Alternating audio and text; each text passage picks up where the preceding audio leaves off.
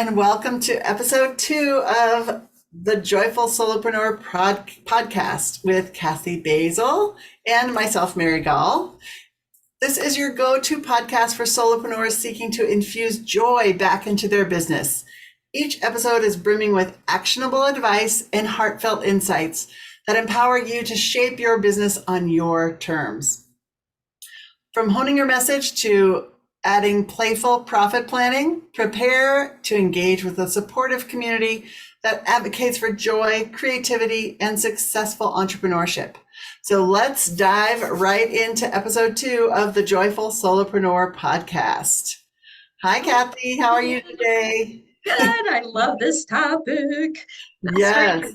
And it just so beautifully dovetails onto our very first episode, which was all about your finding your passion and your purpose and creating that message from comes right out of who you are, your values, and all of that. Yes, I love it. I love it. So yes, we're both passionate about helping people find more joy, obviously, because we're doing a podcast called the Joyful Entrepreneur or Joyful Solopreneur podcast.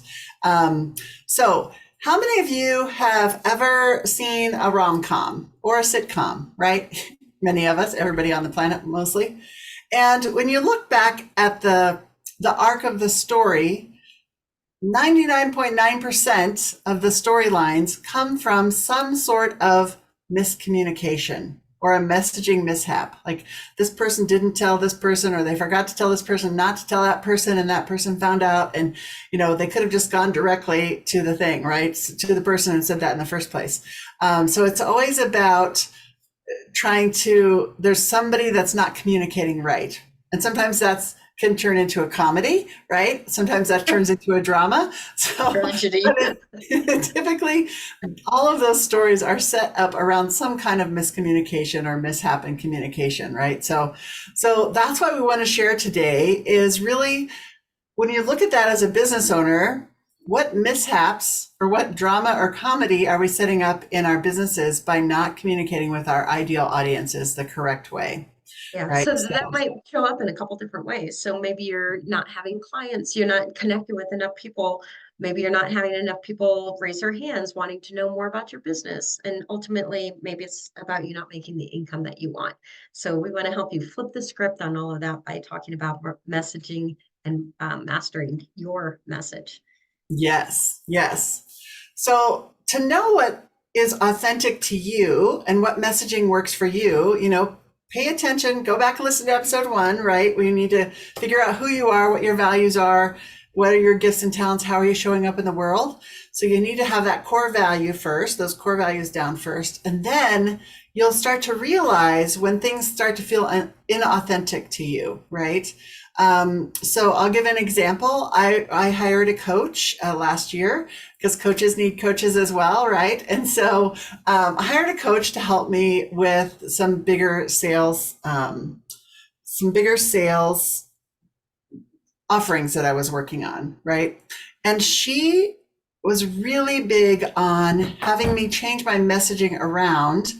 I can guarantee X number of dollars in this period of time, right? Buy my 6-month package and I can get you to 100K or whatever. That messaging just does not resonate with me, right? When I see that from other coaches and I hear that on webinars and things like that and newsletters, it just immediately shuts me down. And so I really was struggling with how can I find a way to say that without saying that, right? Like I want you to get there. I want you to do that. But my goal as a business coach is not that number, whereas a lot of business coaches are, and many people are driven by that. So there's nothing wrong with that, but it's not authentic to me. My way of working with clients is let's figure out what that number is. Yes, you need to know your numbers. You need to have a goal, but what brings you joy, and how do we build more joy into getting to that number instead of just getting to that number to get to that number, right? I love that example, Mary, Yeah. because it feels unfun, inauthentic for you, but also those people, so if somebody is looking to make that number and they come to work with you, like they're going to be frustrated too. So it's kind of like, oh, Right. this is becomes a natural sifting, like who are those people that you're called to work with that bring you joy? And so finding those aligned clients, finding that aligned messaging, it becomes this beautiful the cycle of joy. Yes, yes, exactly, exactly. So had I not understood that though, I probably would have taken her advice and said, okay, let's try that, right? And I would have attracted people that were not my ideal clients, and would have been a little bit frustrated working with me, right? So there's so much power in knowing who you are, and just start paying attention to what messaging resonates with you when you're on social media, when you're in your getting newsletters, right? When you're attending webinars, what kind of messaging is resonating with you? And then, why does it resonate with you? Is it because it's focused more on your values than the bottom line number? Or maybe vice versa, right? They're focused more on the results than the joy that you experience along the way, right? So, and it doesn't have to be either or, right? You can find people that, want to get you the results and bring joy along the way, right? So A it's really not great one or example the of other. this. There's in the health world, there's a couple different people. Well, there's lots of different celebrities that speak to helping to live a more healthy, holistic kind of lifestyle. So we've got somebody like a Chris Carr who went through a cancer journey, and she's an empathetic, kind of compassionate. She's out on the farm, so her messaging is soft and heart-based ways about bringing people in and close to her, like a warm hug kind of a thing. And then we've got Mel Robbins, who also very dynamic. And man, she's a red personality. She cuts to the chase, and she's got her 5 second rule, count down to five and take action. It's like for each of them to try to do it the opposite way or to message the way the other one does, complete rom-com situation, right? Yeah. Complete disconnect, complete, a drama, or that's not going to work for. So super good for you to kind of just understand how you like to communicate, what's important to you so that you can align your messaging to that. Yes, yes. And then again, it's important to know who you're talking to, right? Who is your ideal audience? Who do you want to work with? What are they dealing with? So those are called the psychographics, right? When we try to put together this persona based on who our ideal clients are. So Kathy has some amazing ways that you can use new technology to really help you hone in on what are the psychographics of your ideal client. So Kathy, tell us more about that. Yeah. And what I love about this is when we take this extra time, like I think sometimes we can get anxious to start doing the thing and start networking and getting the message out, but take an extra time to really deepen into who you are. Because when we connect heart to heart, it makes the sales process easy. So when you hear the word sales, I don't know about you, but it's taken me a time to get to a new relationship with sales. I think the change makers, the soulpreneurs, people who are these heart to heart connectors, a lot of times we can shy away from that notion of sales because we have this imagery of being, this sleazy, like what came up for you, sleazy or manipulative. We're making people do something, twisting their arm to do something that they don't want to do. But when we take this time, like pause all the doingness, let's get clear on who you're called to serve. It's almost like an intuitive inside out kind of process. Who are you called to serve? Why are you making this difference that you're doing in your business? Then this marketing messaging becomes a natural extension of all of that. And that's why I got into the business of what I'm doing right now with the chat GPT, coaching other change makers and the coaches and healers of the world. My passion is about helping them amplify their message, because I think you are making that kind of change. More people need that valuable transformation that only you can bring. So this is my passion. But in order to do that, ChatGPT can be one of the most dynamic tools for that.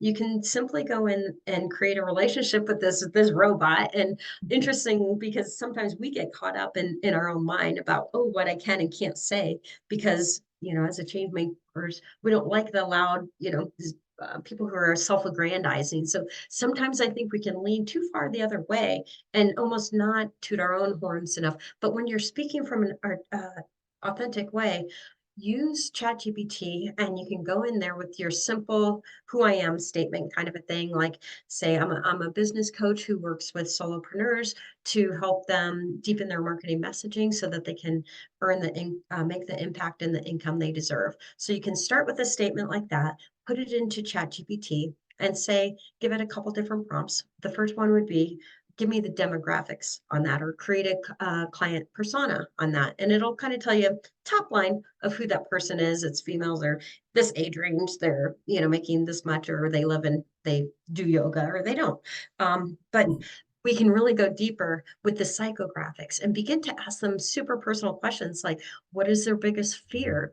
What are the obstacles? What have they tried up until now that hasn't worked? What are they making that say about themselves? And as we start to get deeper and deeper on what their struggle is, how is that impacting their life in other ways? What is it, if somebody's struggling in their business, is that impacting their love life? Is it their fun, their adventure, their finances? Like get this whole picture. And that's what the psychographics is. When we begin to be able to articulate in terms of benefits, speaking to their greatest pain point. So, that we might be talking in terms of helping them with their business, but the real problem is that they've got fear of being seen, or they might have, shame because they haven't had success up until now. When you can meet them where they are, and speak that language, I think we've all probably been on the receiving end. Somebody sends out a newsletter and you're like, what, are they looking over my shoulder? It's like, they're articulating exactly what I was just saying to myself this morning. That's our target. We want to get into that message that is going on in their own heads already. Would you say, Mary? Yes, I totally agree. I love it when you can read something and you're like, are they in my head? Like, how are they reading my thoughts? Right. And using these tools like ChatGPT or Copilot, or, there's all kinds of new AI tools coming out, but you can use that to delve deep, and you don't have to go and survey your clients. It doesn't hurt to survey your clients, but to get to those deeper levels is what you really want to get to. So there's the question they're coming to you for, the solution they're looking for, and then what's the real solution that they're looking for? What's the question beneath the question, right? And sometimes it takes a while to understand that. And so if you've been in business for a while, you can go back and look at your past clients. Who are the clients that you loved working with? And then I love to ask these questions. So and this is a great way to build a really dynamic testimonial, right? That you can then use for your marketing, because it's third-party endorsement, it's somebody else, but it's the question below the question. So they came to me, for example, I'll give you one of my client testimonial stories, right? So I was working with a client. They came to me wanting clarification around their goals for the year and how to start to build out a team. So they knew they wanted to expand. And then they wanted to implement some systems in their business so that they felt more in control of their business as it was growing. So that's the surface level stuff they came to me for, right? But really what they were looking for was confidence and support, having somebody else's eyes, because they're solopreneur, having another set of eyes looking at their goals. Are these realistic? Is it something I can do? Is this too much of a stretch? Is it not enough of a stretch? They just needed to have somebody else's eyes confirm that what they were going for was right, or was right for them. And then the plan to build the team, right? They were really looking for, again, she had some things lined out about, this is who I need to add next, and this is who I think I need to add next. Again, just confirmation. When you're a solopreneur, you need those thought partners to bounce ideas off of. And I'm thinking it should go this way. Is that right? Or do you have any other ideas? Do you have some other suggestions? And then the systems piece was really, just again, how do I make this happen? And that worry underneath, like, if I take on more clients, am I going to be able to get it all done? Right? That's one of those things that keeps us up in the middle of the night. So she thought she just needed this overview of these things, but what she was really looking for was, another set of eyes, clarification that she's on the right path, and confirmation really is I'm moving forward in my business the way I should be. And I just need confirmation from somebody, because I'm making all the decisions myself and I have nobody to bounce ideas off of. And I think I'm on the right path, but am I? Right? So But I'd that's, like to that's highlight, what because you can I help. love that kind of fluff out the emotions that go along with that. Because if you're not Mhm. feeling confident, I think all of us humans kind of have an element of unworthiness kind of a thing, recognizing that confidence is what we're all after. The systems that you're putting in place are helping her to automate, so she's going to have that life balance. It's like we all want that core belief might be freedom or balance or playtime kind of a thing.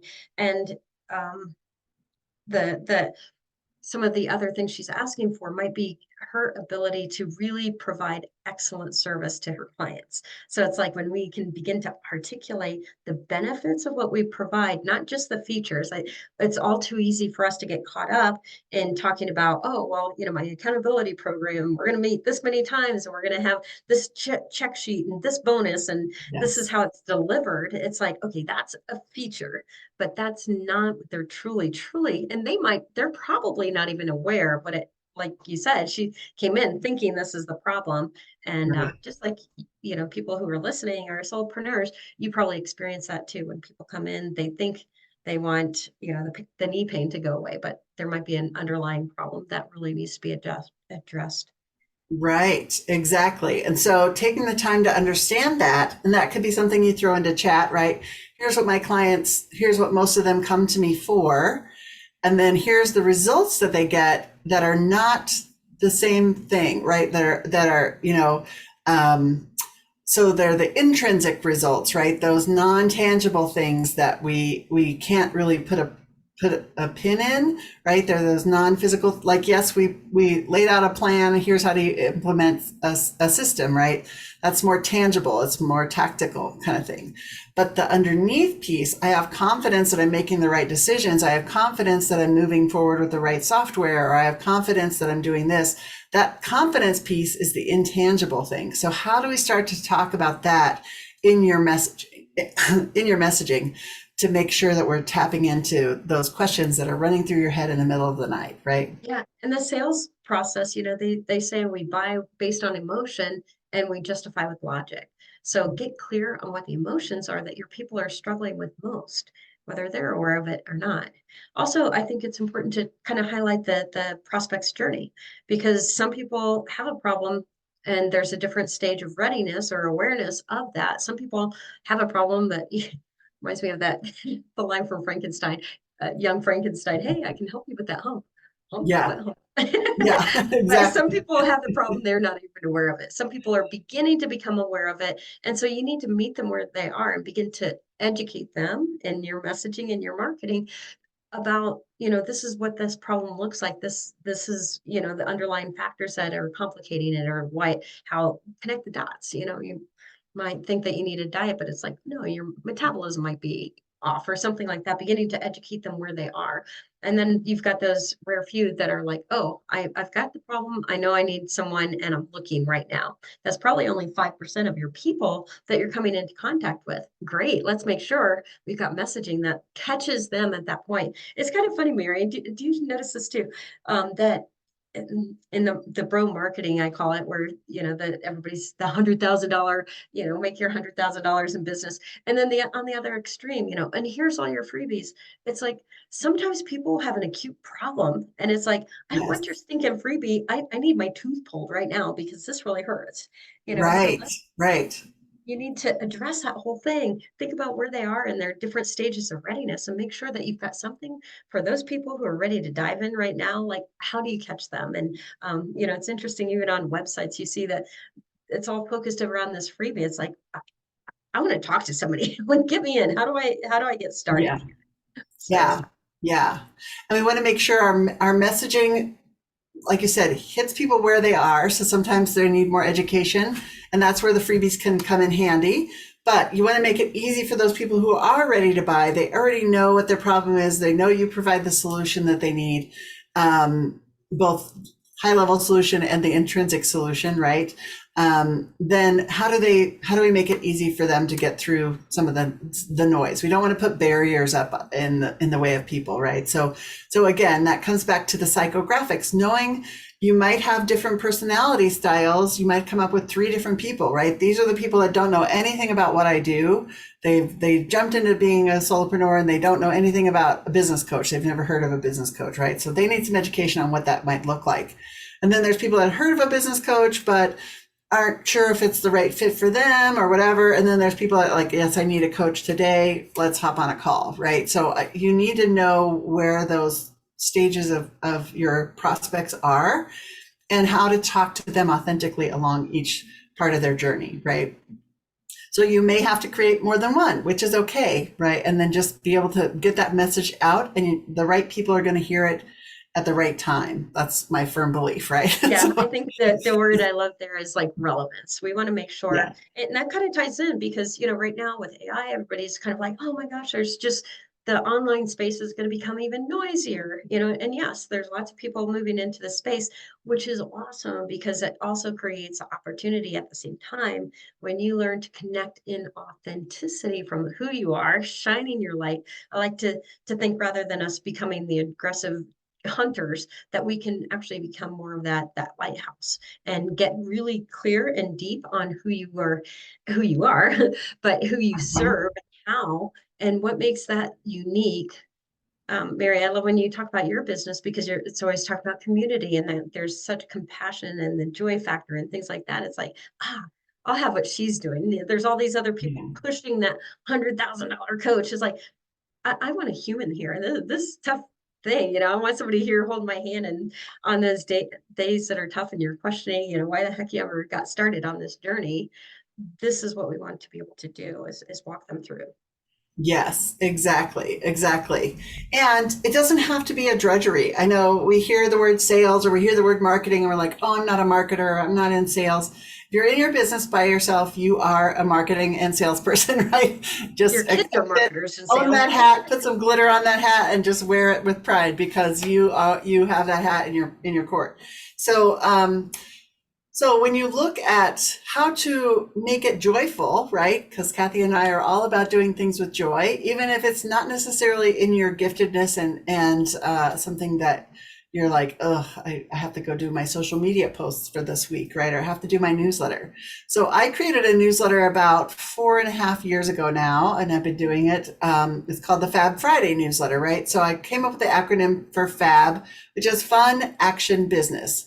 It's like if I'm going to send out something every week, now they're every other week, because it was starting not to bring me joy to do it every week. So I was like, every other week's fine. That's perfectly fine, right? So this year I switched to every other week. But for 4 years, it was every Friday I would have something go out, and I start with something fun so that it helps me get in a joyful mood before I write my content. And I have systems to help me with the theme for the month. So there's always a theme for the month, which makes me happy. And then what are the 4 things I'm going to talk about under that theme? What's a fun meme that's related to the theme or what's happening in the world, right? So when I start with the fun piece, and then take what do I want people to take action around this theme, and then it's all around business people, right? And then I have my stuff at the bottom, which is all the stuff that I'm up to in the world, right? But I love writing those. It makes me happy. It brings me joy. And when I send them out, I typically get feedback in my inbox, people responding back like, oh my gosh, I had that happen, or I love the meme for today, or, I had this, last week I was talking about my favorite tools, business tools. And it's like, I don't like to call myself a tool, but I am a tool for your business, right? And I had so many people reply back to me saying, you're not a tool, or I love that you call yourself a tool. And so, it's a way to interact and engage with people in a fun way. So I'm showing up authentically in that newsletter, and it does bring me clients. It brings me engagement. People, I think, look forward to reading them. They don't read them all the time, but when they do read one, they know that it's like having a conversation with me. So how can you bring that authentic messaging into your what you're putting out in the world. I like the invitation you just kind of extended to anyone listening is to infuse it with your own personality. I think sometimes we get into that, oh, I've got to, have it be just so, and that perfectionism or that the self-saboteur can of feeling like, who am I kind of a thing that we can sometimes stop ourselves. But it's like by you just stepping into that, even as you're telling the story, you're lighting up just talking about how passionate you are about your newsletter. So, are you the fun person? Are you the, what kind of a thing? So have that be the epicenter of how you speak to others. And I like to, when I'm writing, I think about I'm connecting to one person. So maybe I'll write my upcoming newsletter to you. And, I think about the ways that are common for us or what we're going through. And just as you said, what are the news things that are happening? So that connects.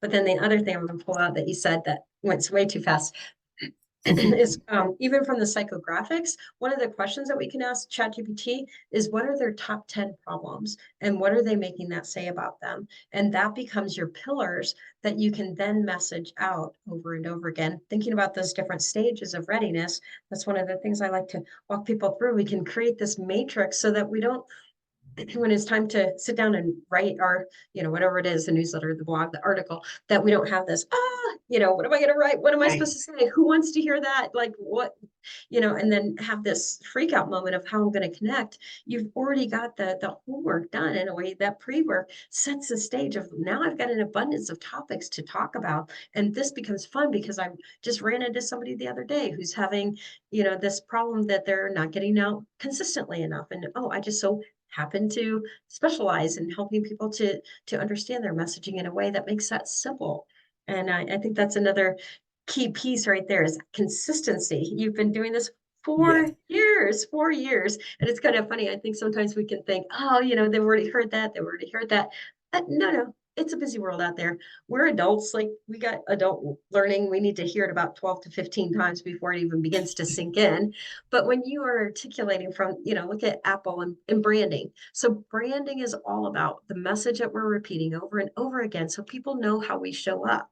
Part of the reason McDonald's, not that I love them or hate them, whatever, the reason they're so successful is that you can go into a McDonald's anywhere in the world and you're getting a same exact experience, the same product. And that's what we want to do. We want to message over and over that you become the brand. So, our commonality, when people work with me, they're going to get someone who's joyful, who's all about authenticity, who's going to maybe go deep and help you to bring up some of the blocks so that we can move beyond those and get to this beautiful place of creative expression. So those are the things that the experience when people open my newsletter, I want them to know there's going to be new inspiration and newness and new ways of thinking about messaging out in the world and making your difference. Like, what is that for you? How do you want people to experience you? So be thinking on those kinds of terms, and then it becomes a natural extension, a creative expression of who you naturally are. And that's why we get stoked doing what we do, because we Yes. come back to that time and time again. Yes, exactly, exactly. So, our challenge, as Kathy just mentioned again, really go back and do some research on your psychographics. I love the idea of coming up with what are their 10 biggest problems, right? What are the 10 things that keep them up in the middle of the night? See what chat can come up with, and then build your marketing around those 10 problems, right? How do I take this one problem and how do I turn it into multiple pieces of information, right? Maybe it's a newsletter, maybe it's a blog, maybe you take a couple of those and put in a social media content together. Or if you have a VA, a virtual assistant, they can help take that content and say, here's the question that people have at 2 a.m.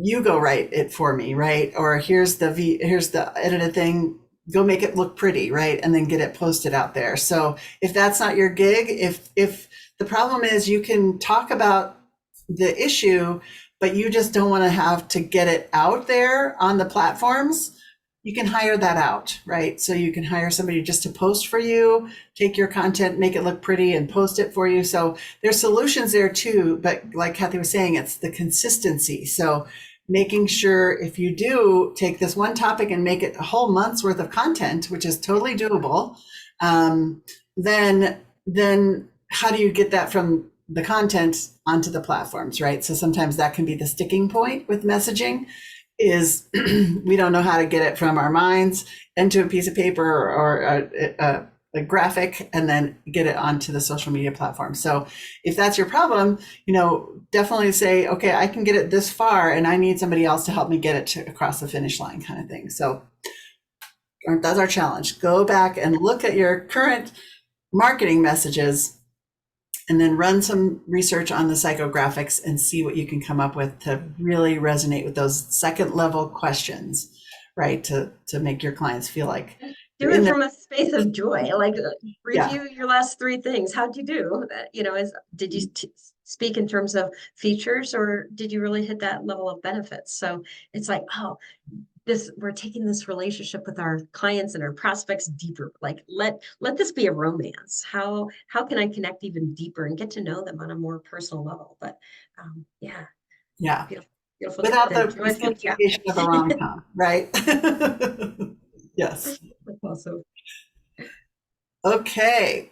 Do you want to recap and take us into our next episode? We're so excited to have all of these wonderful episodes full of great information. Yeah, so that next week we will be talking about the foundations and fun finances. Oh my gosh. Who'd have thunk? But I'm telling you, if anyone can infuse fun into finances, it's this woman right here. Here we go. We're in for a treat. But this week, just be thinking about your relationship with marketing and sales, and recognize how you can make a positive romance conversation out of this, not the rom-com mishap. Yes, yes. Okay. We love it. Thank you for joining us again today for the Joyful Solopreneur. We hope you enjoyed the episode and we hope that you come and listen to episode 3.